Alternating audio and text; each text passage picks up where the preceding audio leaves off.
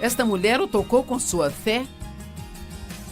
Você pode tocar em Deus com a sua fé hoje e crer que não importa que problema você tenha, Deus é grande o bastante para te tirar desta confusão e trazer restauração à sua vida.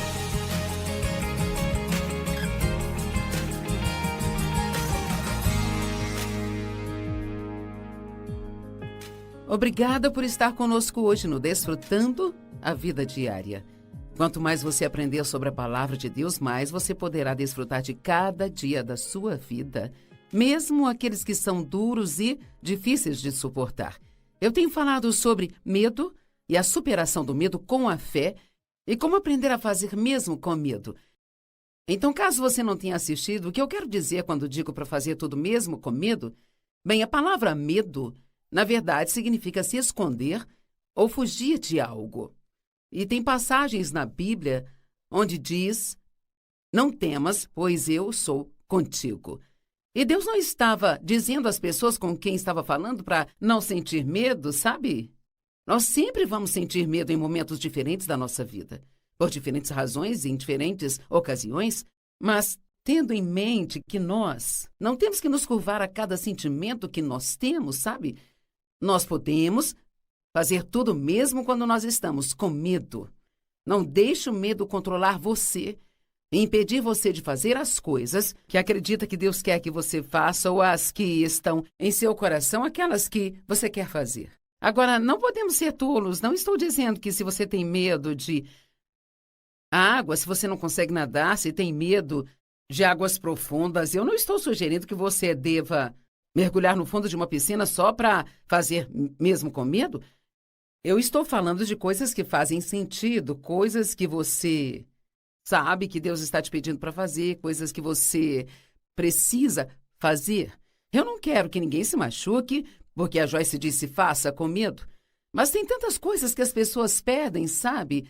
Porque, veja, quantas pessoas são convidadas para uma festa e não vão porque têm medo de não conhecer ninguém lá, ou elas têm medo de serem rejeitadas, ou que haverá alguém lá com quem tiveram algum problema no passado e elas têm medo de encará-las novamente?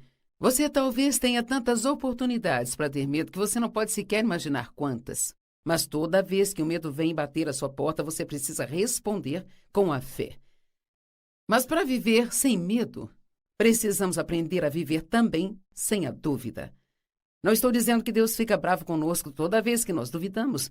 Tomé duvidou e disse: eu não acreditarei que seja você, a menos que eu possa colocar as minhas mãos em suas chagas.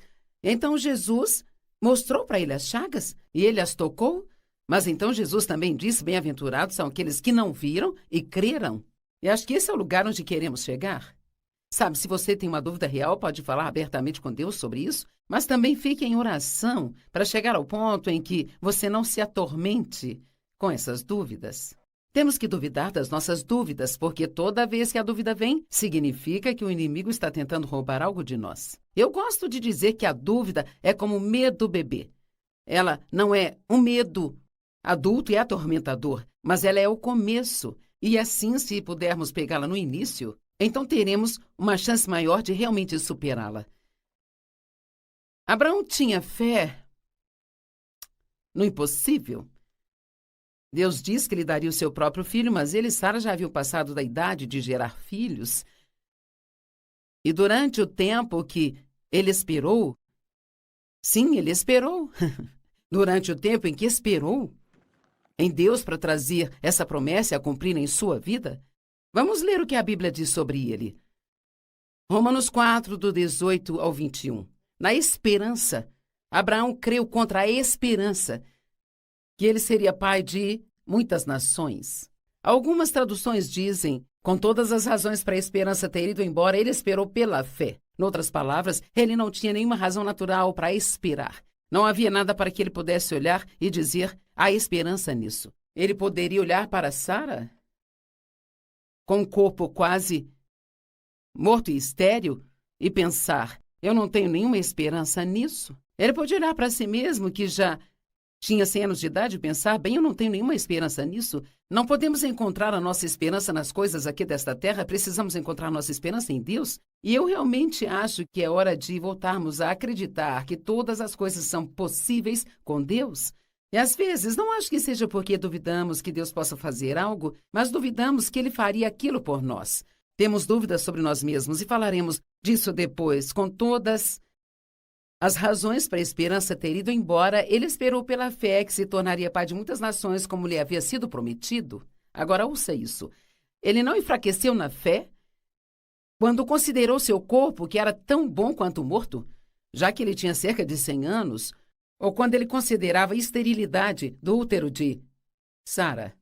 Então, ele não se escondeu de suas circunstâncias, ele olhou para suas circunstâncias, mas disse: Deus é maior. E acho que é isso que Deus quer que você faça. Não tenha medo das suas circunstâncias. Olhe para elas, olhe na cara delas e diga: eu vejo isso, eu vejo aquilo, aquilo outro, sabe? Mas nada disso é maior do que o meu Deus. Com Deus todas as coisas são possíveis. Nenhuma incredulidade. Em algumas traduções, nenhuma dúvida ou incredulidade o fez vacilar sobre a promessa de Deus. Agora ouça, mas ele se fortaleceu na fé, enquanto louvava e dava glória a Deus. Ele se fortaleceu na fé, a fé dele ficou mais forte, enquanto ele continuava a louvar a Deus e a agradecê-lo com a antecedência pelo que ele iria fazer. Sabe, quando você pede a Deus para fazer algo que parece ser impossível em sua vida, uma das coisas a se fazer, toda vez que a dúvida vem até você, é apenas abrir a boca e dizer: eu acredito que Deus está trabalhando na minha vida e que a minha vitória vai chegar na hora certa. Em 1 João 5,4 diz: esta é a vitória que vence o mundo, a nossa fé. A fé traz vitória à sua vida. Bem, o que é a fé? A fé é a certeza das coisas que se esperam e a evidência das coisas que não se vê. Agora, vamos pensar nisso. O que é isso? É a certeza substancial das coisas que você espera, mas não vê ainda. A evidência das coisas que você não vê. Agora, vamos pensar no exemplo. Meu marido e eu temos uma casa aqui na cidade. Você poderia dizer: como eu sei que você tem uma casa? Eu não posso ver sua casa. E eu não posso trazer minha casa aqui para o estúdio e dizer: veja, aqui está a minha casa.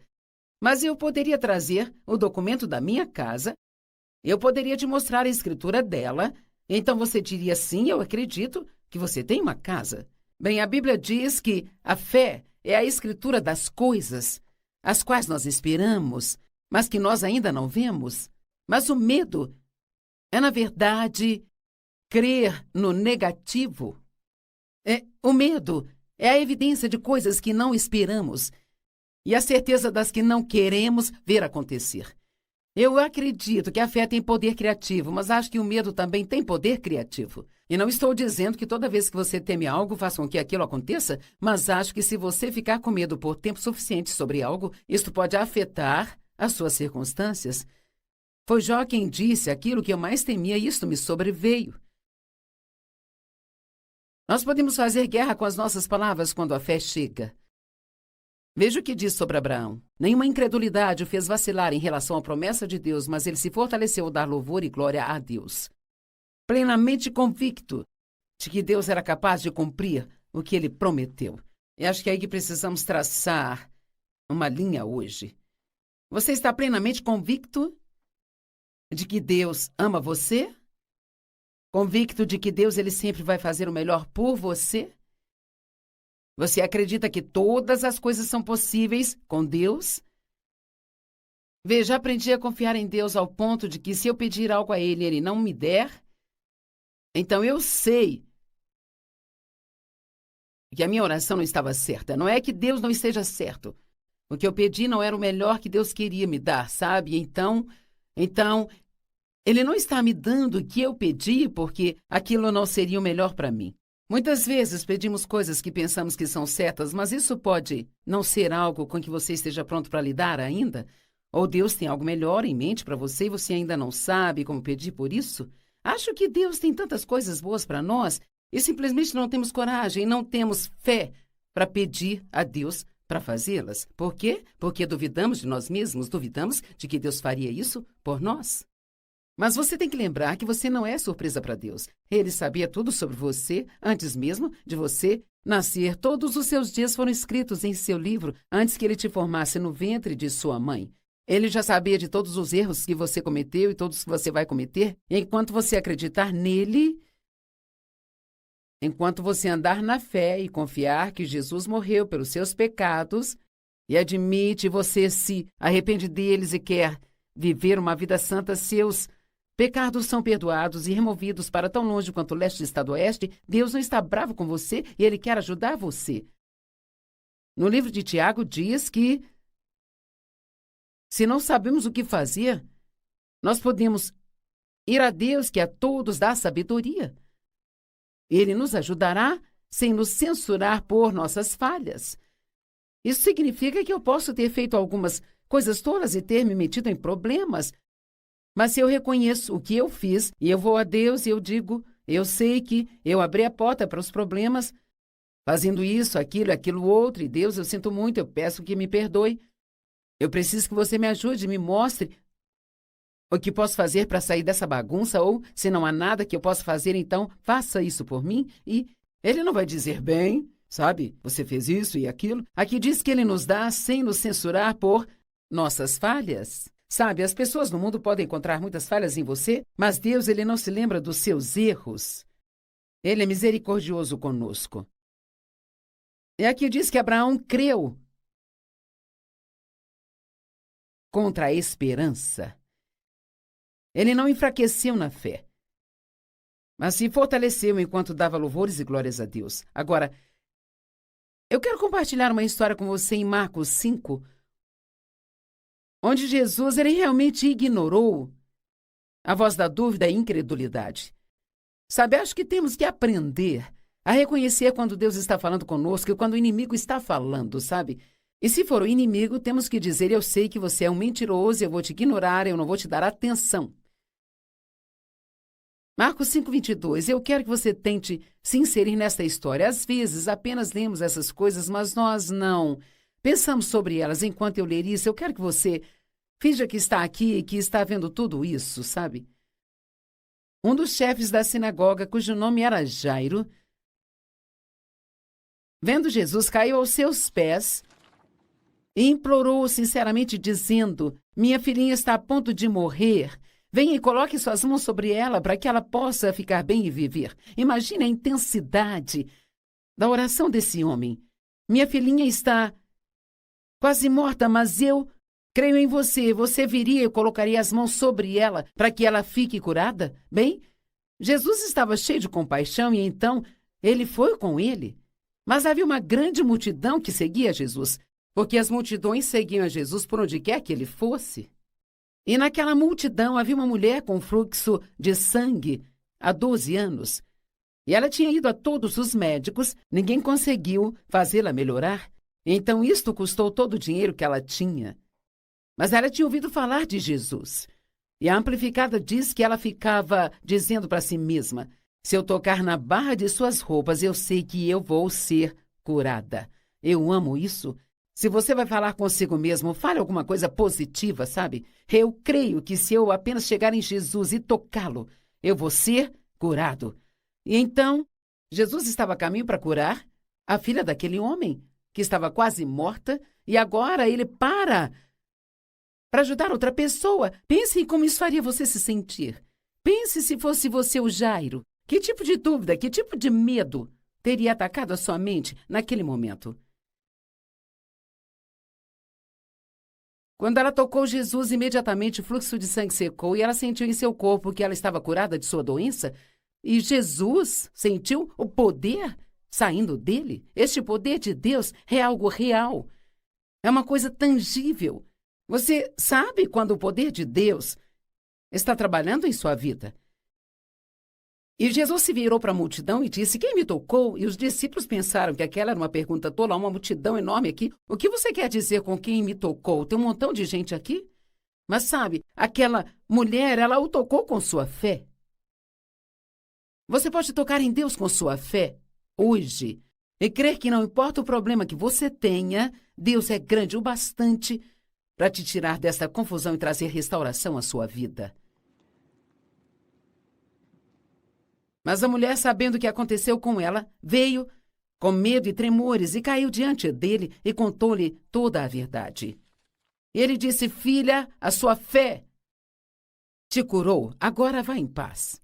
A fé faz coisas. A fé traz libertação. A fé traz mudança. A fé traz cura. A fé traz o trabalho que você precisa quando não há emprego disponível, sabe? Enquanto ele ainda falava, alguém veio da casa de Jairo e disse: a sua filha está morta, você já não precisa mais incomodar o mestre. Ah, meu Deus! Como ele se sentiu? Jesus, por que você teve que parar por ela agora? Eu te contei a minha situação desesperadora. Não estou dizendo que foi o que ele disse, mas ele deve ter tido vontade de dizer. Mas agora ouça isso. No versículo 36. Marcos 5:36. Mas ouvindo, diz a Bíblia amplificada, mas ignorando o que eles disseram, Jesus disse ao chefe da sinagoga: não temas, somente creia. Uau, ele está dizendo: apenas fique totalmente focado em Jesus. Acho que é Hebreus 12 que diz: desviando o olhar de tudo que te distrai, focando em Jesus, o qual é o autor e o consumador da sua fé. Deus, ele não começa a te dar fé por algo para te deixar destituído e sem resposta. Ele é o autor e o consumador da sua fé. Mas às vezes você precisa continuar crendo quando parece que nada vai funcionar e que você nunca vai receber aquilo que pediu a Deus. E eu sinto no meu coração hoje que há pessoas que desistiram dos seus sonhos, pessoas para as quais o inimigo simplesmente falou: esqueça, isso nunca vai acontecer. Esqueça isso. Você está cheio de ideias brilhantes, mas nada disso é o que Deus falou com você. Ouça, desligue sua cabeça e volte e veja o que está no seu coração. Se você se perdeu e cometeu um erro, então admita e confesse. Mas se você disser não, eu acredito que é isso o que Deus quer fazer, eu acredito que isso é algo que Deus falou comigo, então você precisa agitar a sua fé hoje. Avive aquela chama que uma vez queimou no seu interior e então volte a dizer: eu creio em Deus e não importa quanto tempo leve, eu não vou desistir de Deus, porque eu recebi a palavra dele sobre isso e ele é fiel.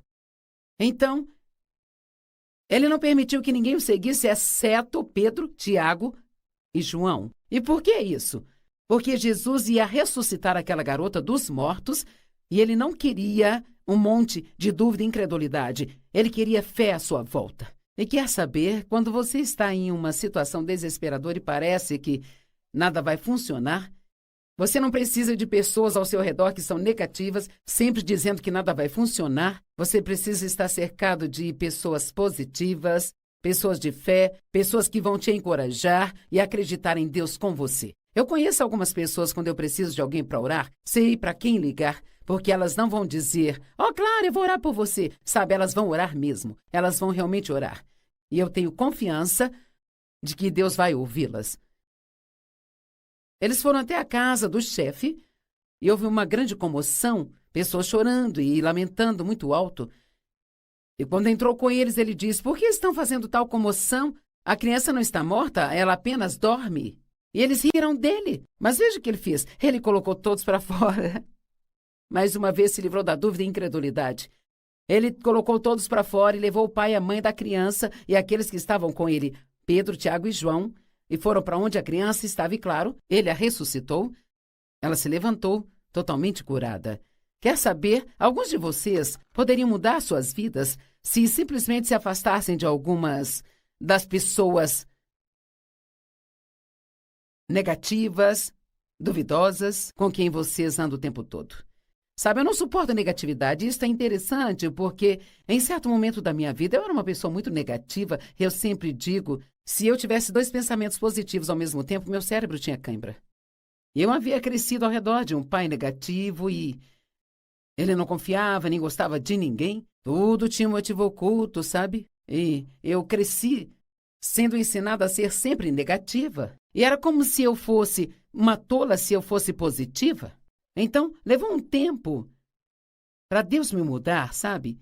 Dave e eu estávamos casados há pouco tempo e ele me disse: "Por que você é sempre tão negativa?" Eu disse: "Bem, se você não espera que nada de bom aconteça, então você não vai ficar desapontado se nada acontecer, sabe?"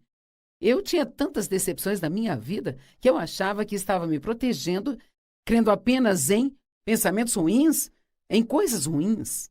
Na verdade, eu tinha o que a Bíblia chama em Provérbios 15:15 de pressentimentos malignos. Havia sempre esse sentimento ao meu redor, como se eu estivesse esperando o martelo cair, por assim dizer, sabe? Você tem que ter cuidado ao se permitir entrar nessa situação. E então, se você está tendo problemas agora, não deixe que seus amigos sejam pessoas que não querem fazer nada além de falar do seu problema e, além disso, só falam coisas negativas a respeito. Cerque-se de pessoas que vão te trazer alegria, que vão fazer você rir, pessoas que vão te encorajar e dizer que Deus pode fazer qualquer coisa. A palavra dúvida, se buscarmos a definição, significa não haver caminho, ficar sem recursos, ser envergonhado, estar em dúvida, perplexo, com prejuízo. A dúvida também pode significar estar de duas maneiras, implicando incerteza sobre qual caminho seguir.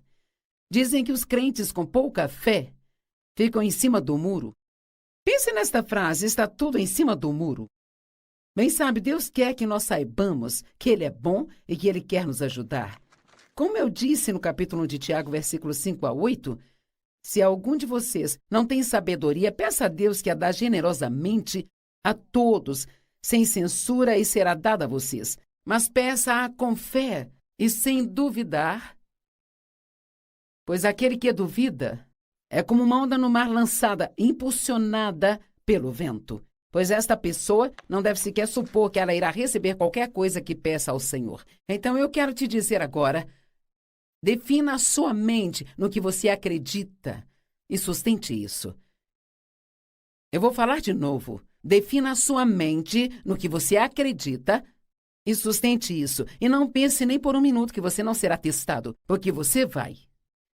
Pode ter que esperar, pode parecer que nada vai funcionar, mas é aí que você vai combater o bom combate da fé. E você continua dizendo: eu não vou temer, porque Deus não me deu um espírito de medo, mas de poder, amor e uma mente sã. E eu sei que Deus me ama e tem um bom plano para a minha vida. Então, agora eu disse anteriormente, eu acho que muitas vezes duvidamos de nós mesmos mais do que de Deus. Então, agora vamos falar sobre isso um pouco antes do nosso tempo acabar. Você julga cada passo, cada movimento que você faz? Seus pensamentos são: eu não deveria ter feito isso, eu não deveria ter feito aquilo, eu não deveria ter comprado isso, eu não deveria ter ido lá, eu não deveria ter comido isso. Eu não oro bastante, eu não li o capítulo certo da Bíblia, eu não confessei a palavra o suficiente hoje. Eu li a Bíblia, mas não entendi nada. Eu esqueci de abraçar os meus filhos nesta manhã.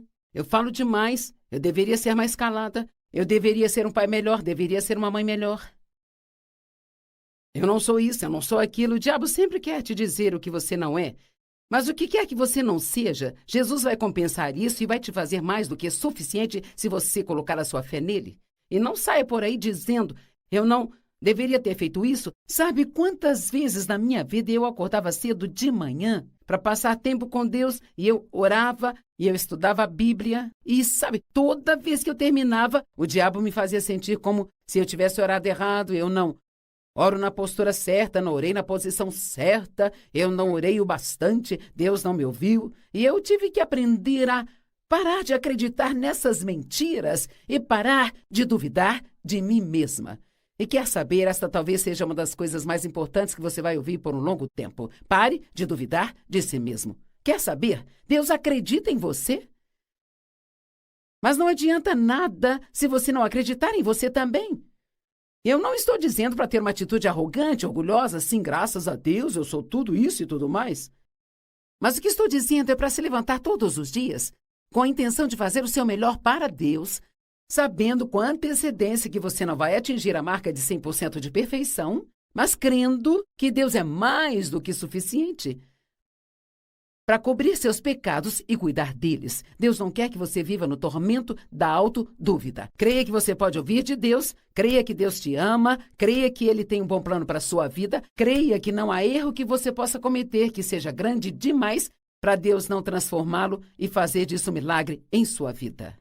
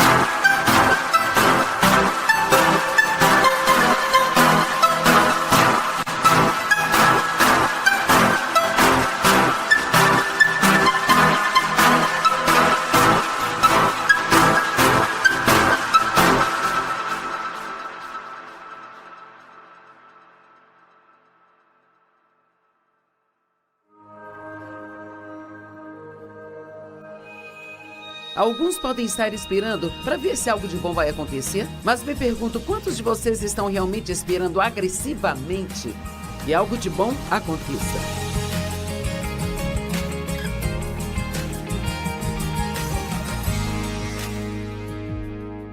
Sabe, hoje na nossa sociedade, há tantas coisas acontecendo que podem fazer as pessoas terem medo e Deus quer que você realmente desfrute a vida.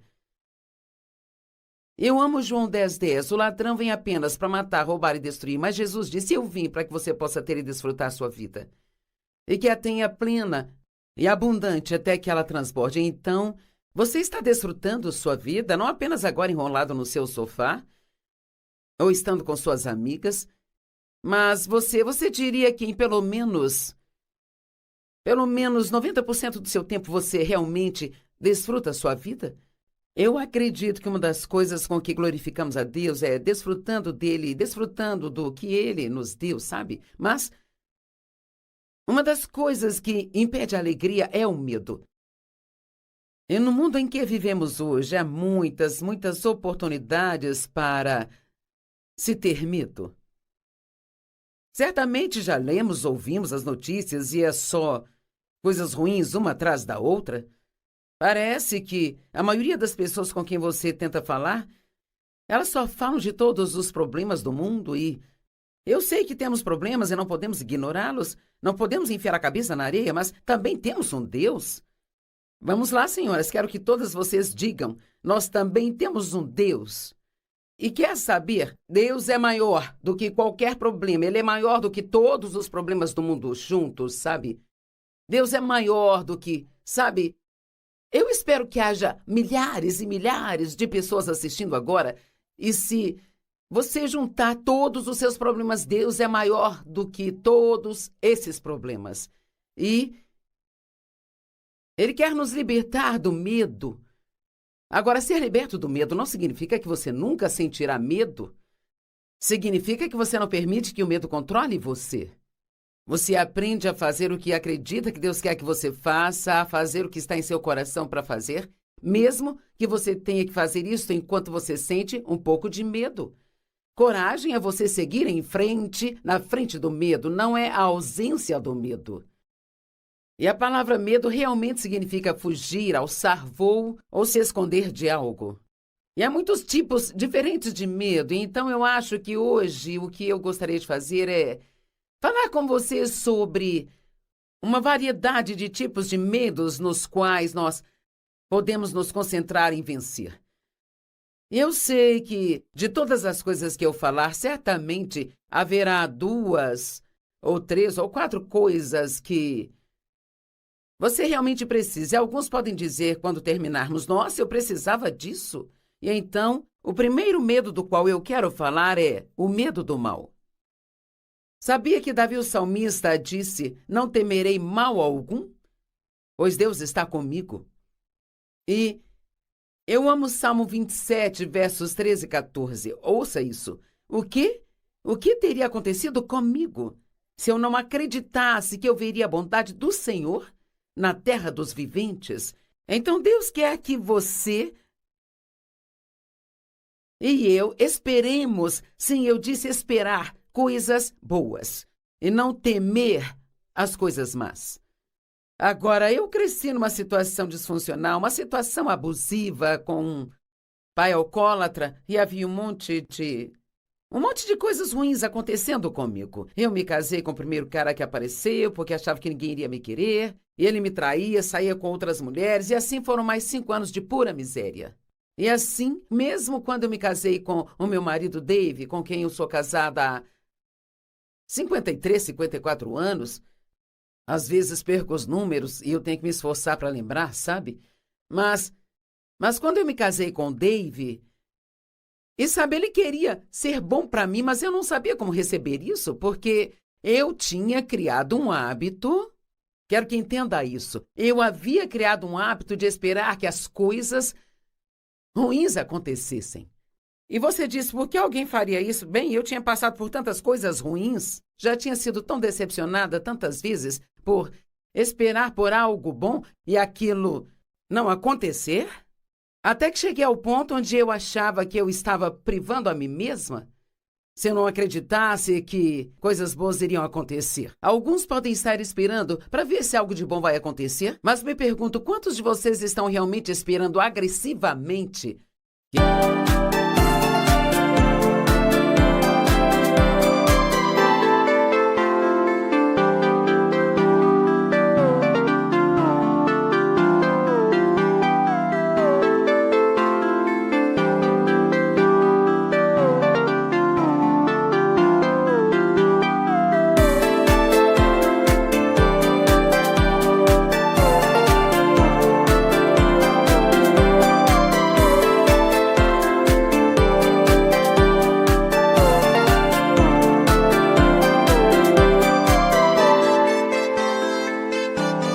Que algo de bom aconteça.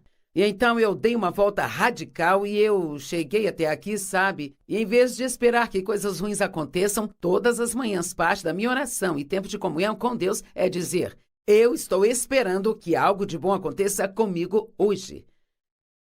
Sem fé, nós todos vamos viver com medo, porque a fé é a única coisa que vence o medo. Quando o medo bater em sua porta, mande a fé atendê-lo. Sem fé não podemos receber nada de Deus. Deus tem coisas boas reservadas para você, mas você tem que ter fé por elas e a fé faz com que você espere. Nós recebemos tudo pela fé. E sem medo, nós não vamos receber nada de Satanás ou do diabo, nosso inimigo. Você pode sentir medo, mas ainda assim continuar seguindo em frente e fazer aquela coisa da qual tem medo. Muitos anos atrás, quando senti que Deus queria que eu largasse meu emprego de tempo integral e gastasse tempo estudando a palavra de Deus, porque eu havia sentido que Ele tinha me chamado para ensinar, eu já tinha 3 filhos, não podia ir para a faculdade de teologia, eu não podia deixar tudo e dizia bye-bye. Mamãe está indo para a faculdade. Mas eu precisava ter alguma preparação e a única coisa que eu sabia fazer era passar tempo estudando. Bem, trabalhando em tempo integral, voltando para casa, fazendo todo o trabalho e as compras e fazendo todas essas coisas, eu não tinha tempo de estudar. Então eu comecei a sentir que Deus queria que eu saísse do meu emprego, onde eu ganhava um bom dinheiro, e que confiasse nele para cuidar de nós. Mas havia um pequeno, minúsculo probleminha. Nossas contas eram maiores que nossa renda. E todo mês nós precisávamos de um milagre. Me pergunto se tem alguém nos assistindo agora que todo mês você precisa de um milagre para pagar suas contas. Bem, foi assustador para mim.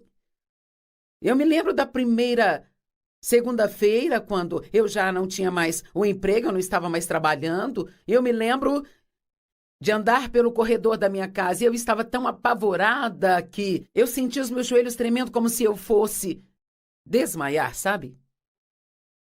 E Deus falou comigo e Ele disse: você pode fazer isso de 2 formas, ficando com medo o tempo todo ou confiando em mim por milagres.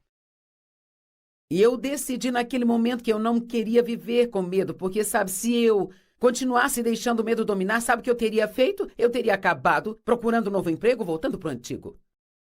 E eu precisava permanecer na posição de fé, e eu precisava esperar que Deus cuidasse de nós, mas a maior parte da minha vida, e eu meio que sentia uma atmosfera ao meu redor. Alguns de vocês vão entender e compreender isso, mas era algo tão atormentador e eu realmente não sabia o que era aquilo.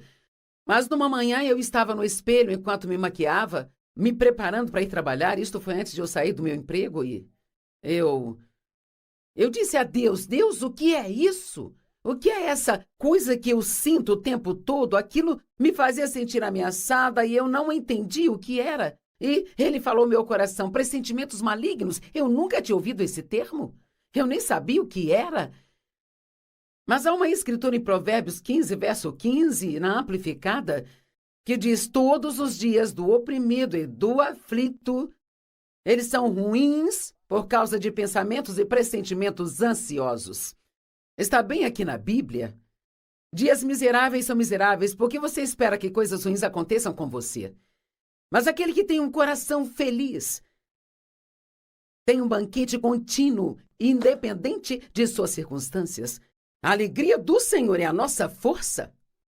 E nós podemos ter, diz a Bíblia, uma alegria indescritível e cheia de glória, a paz que excede todo o entendimento. Em outras palavras, você pode ter vários tipos de situações na vida e ainda assim desfrutá-la. Desfrute de onde você está, no caminho para onde você está indo. Talvez haja alguém aqui assistindo cuja vida não esteja exatamente do jeito que você queria. Todos estamos crendo em algo, mas nós não devemos ficar tão focados em chegar ao destino que nós não desfrutamos a jornada. Deus está esperando para ser bom para você. Agora, essa escritura, Isaías 30:18, na Bíblia Amplificada, ela é tão surpreendentemente maravilhosa. Esta não é a tradução da Amplificada, mas eu te encorajo a procurar mais tarde. Esta é da NVI, sabe? No entanto, o Senhor espera para ser gracioso com você. Ele espera para ser bom para você. Oh, meu Deus! Portanto, ele se levantará para mostrar-lhe compaixão, pois o Senhor é um Deus de justiça. Bem-aventurados todos os que esperam por Ele. Sabe como eu vejo isso, o que acho que isso está dizendo? Deus está esperando para ser bom para você. Mas as únicas pessoas para as quais Ele pode ser bom são aquelas que estão esperando que Ele seja bom para elas. Então, o que você tem esperado? Você tem esperado ansiosamente, animadamente que Deus faça algo tão incrível na sua vida, algo grande? Você fica falando sobre isso ou fica falando dos seus problemas, esperando mais do mesmo? Deus está esperando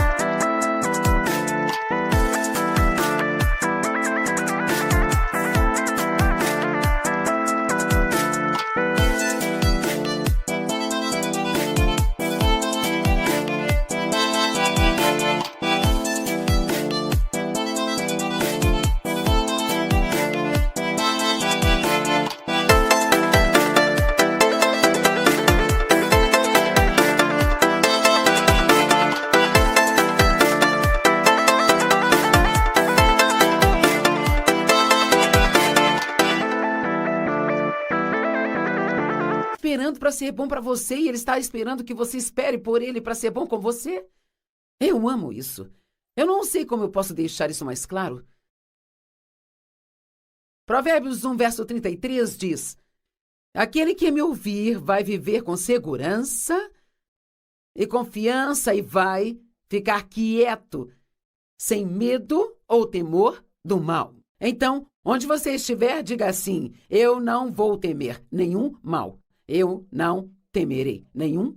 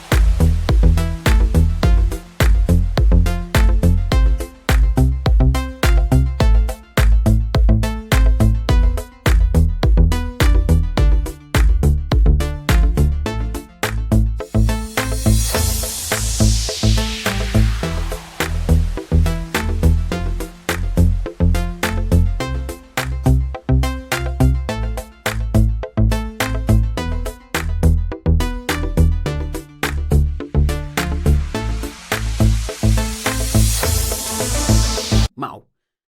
A próxima coisa que falaremos é sobre o medo da rejeição.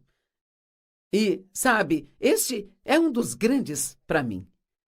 Primeiramente, Jesus foi rejeitado.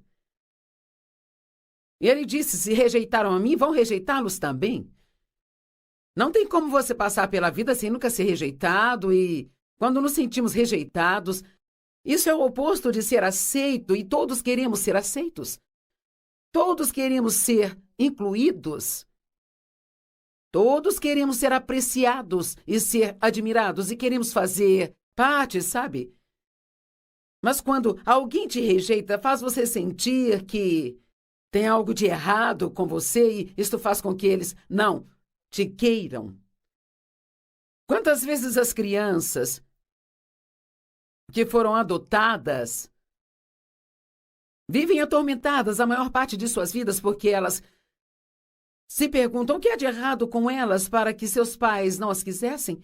E você não deveria crer assim, você não deveria viver assim, porque seus pais podem não ter tido outra escolha ou talvez tiveram problemas, mas isso não significa que havia algo de errado com você. O meu pai abusou de mim durante anos e eu pensava: o que há de errado comigo? O que há de errado comigo? O que há de errado comigo? Mas não havia nada de errado comigo, eu era apenas uma criança. O meu pai era o único que tinha problema. Ele era doente. Era ele que estava fazendo a coisa errada.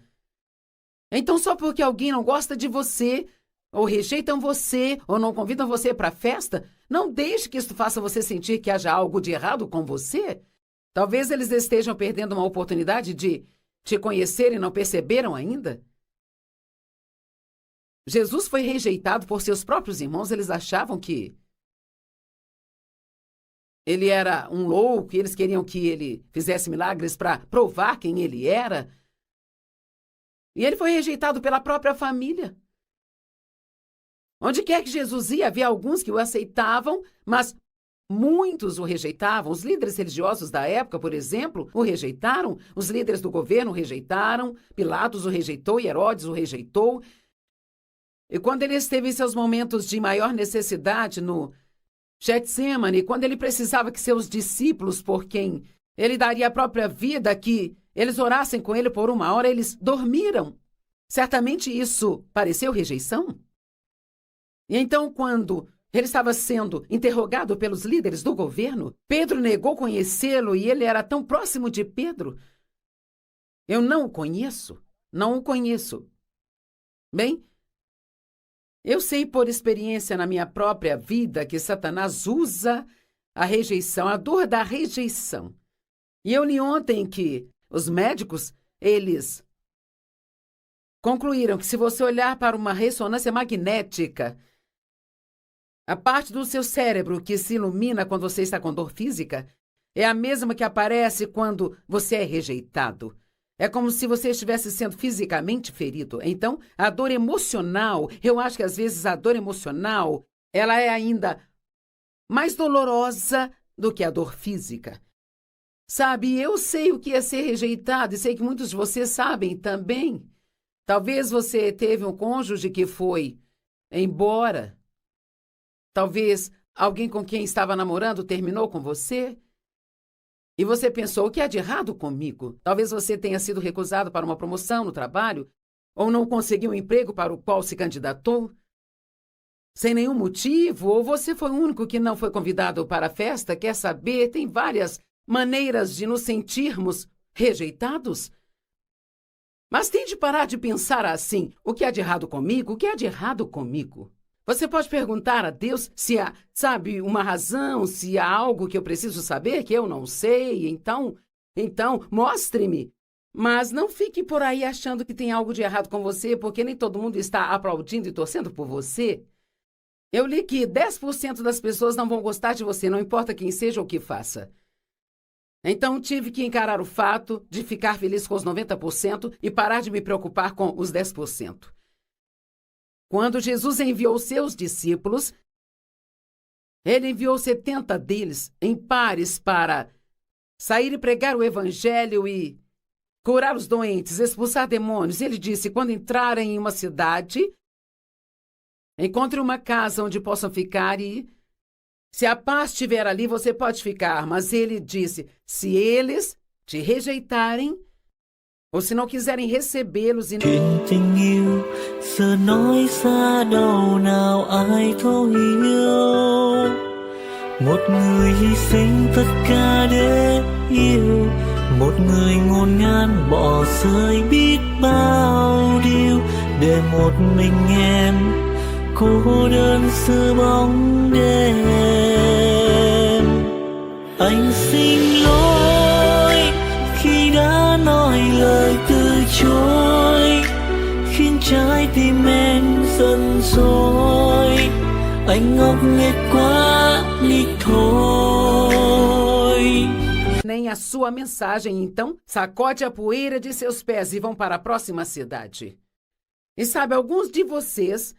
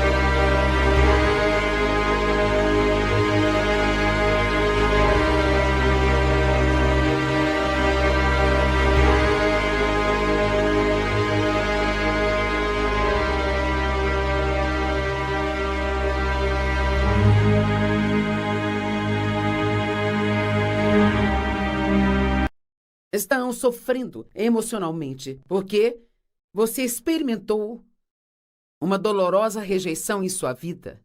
Pode ter sido há 10 anos, pode ter sido ontem. E Deus está te dizendo neste momento, sacode isso.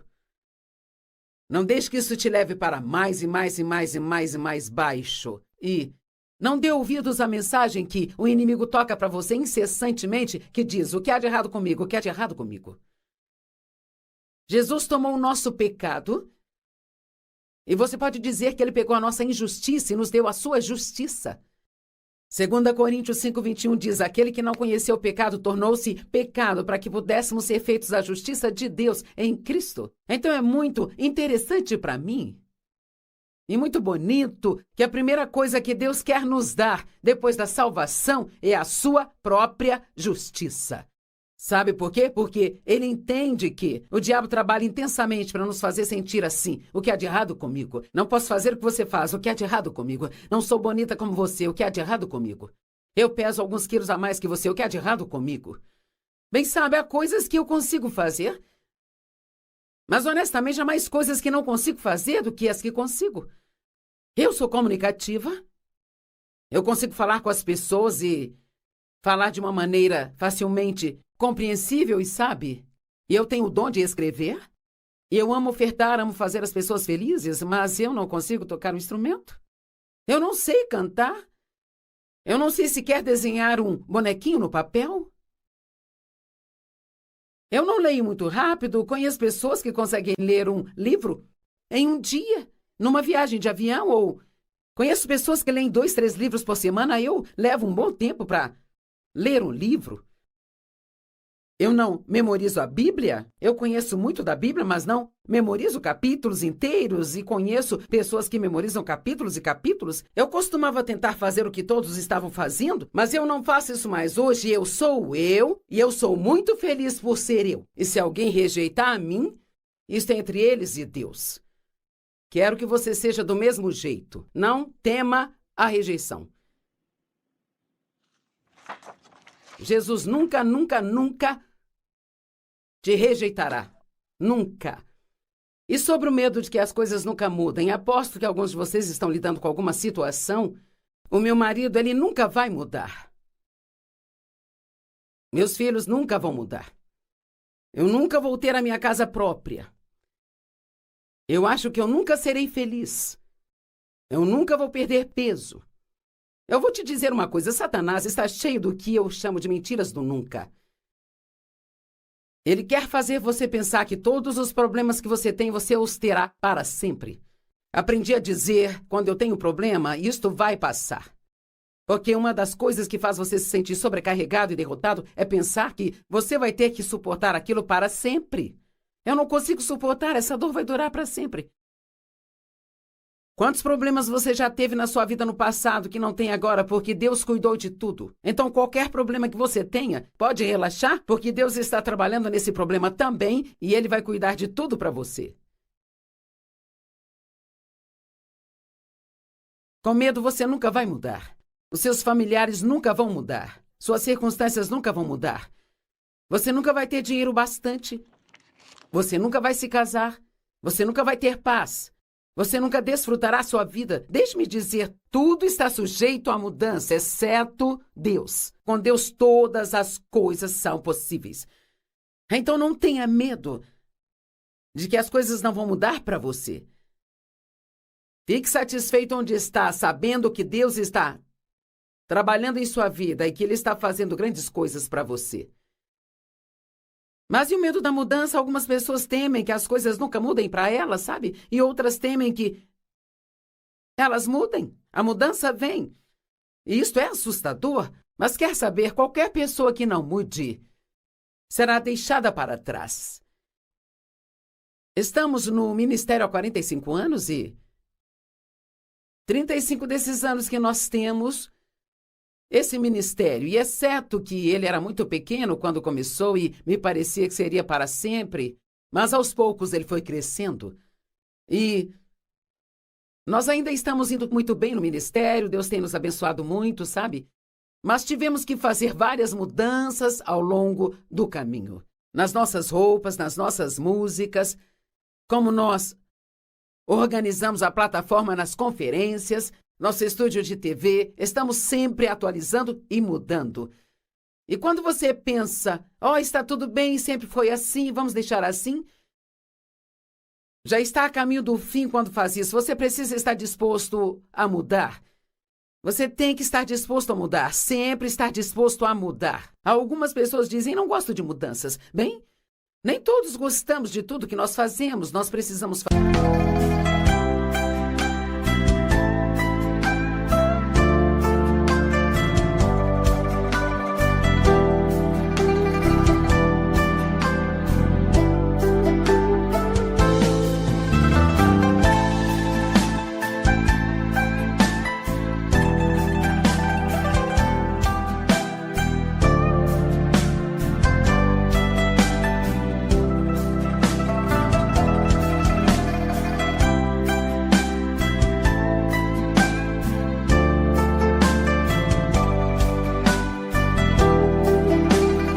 Fazer o que Deus quer que nós façamos, sabe? Sabendo que esta é a melhor coisa para nós. Nossos corpos mudam.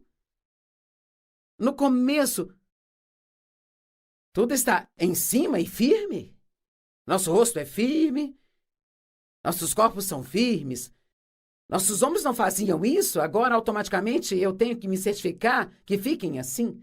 Eu não sei, parece que você se levanta e você olha no espelho e tudo que estava aqui em cima agora está lá embaixo. As pessoas falam de levantar aqui, levantar ali. Alguns acham que poderíamos levantar todo o nosso corpo. Comece por baixo e levante tudo. Puxe tudo para cima. Amarre assim no alto e corte. Todas as coisas mudam. Nossos filhos crescem, saem de casa. Nossos amigos mudam. Você pode ser muito próximo de alguém por 10, 15 anos e agora talvez nem estejam mais em sua vida. Empresas saem do mercado. Bairros se deterioram. Dave e eu fomos até a área onde nós morávamos quando nós nos conhecemos, sabe? Há uns 50 anos atrás, e o bairro onde eu morava ainda estava em boas condições, mas a casa em que Dave cresceu estava toda deteriorada e é triste, sabe? Você passa por ali e diz, cara, eu me lembro de quando, eu me lembro de quando, eu me lembro de quando. Mas tudo muda, nada permanece do mesmo jeito, sabe? Você tem que estar disposto a aceitar as mudanças em sua vida. Sabe, Deus disse a Abraão para sair do lugar onde ele estava e ir para o lugar que ele iria mostrar-lhe. Bem, ele estava enfrentando mudanças e ele nem sabia realmente qual seria o tamanho dessa mudança. A mudança está chegando. Ele só não sabia o que ela envolveria e você fala sobre dar um passo de fé. Cara, ele deu um passo de fé. Sabe, Deus disse a Josué, e está registrado em Josué capítulo 1, nos primeiros 9 versos diz, após a morte de Moisés, servo do Senhor, o Senhor disse a Josué, Moisés é morto? Bem, isso não era novidade, eles já estavam de luto por Moisés há 30 dias e ele sabia muito bem que ele estava morto. Mas há muito mais por trás desta afirmação, porque o que Deus estava dizendo era, Moisés está morto, e eu estou te chamando para tomar o seu lugar. Então se prepare para uma grande mudança em sua vida.